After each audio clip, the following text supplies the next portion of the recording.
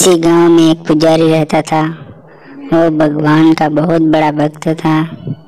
एक बार उसके गांव में बाढ़ आई। गांव के सभी लोग जरूरत का सामान लेकर ऊंचे स्थान की ओर जाने लगे।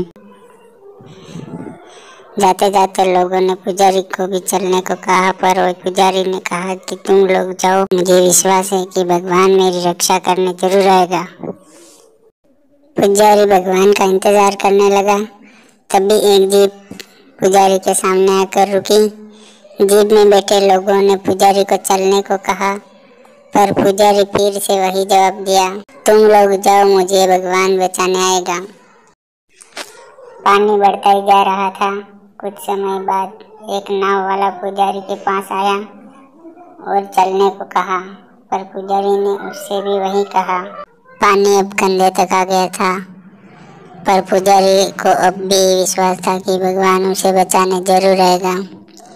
पानी और बढ़ने पर वो घर की छत पर चढ़ गया और भगवान का इंतजार करने लगा। थोड़ी ही देर में एक बचाव हेलीकॉप्टर आता है और ऊपर से रस्सी फेंकते हुए पकड़ लेने को कहते हैं, पर अब भी पुजारी वही कहता है कि तुम लोग जाओ, मुझे बचाने भगवान आएगा। पानी बढ़ता ही गया। इतना बढ़ गया कि पुजारी उसमें डूब गया और मर गया।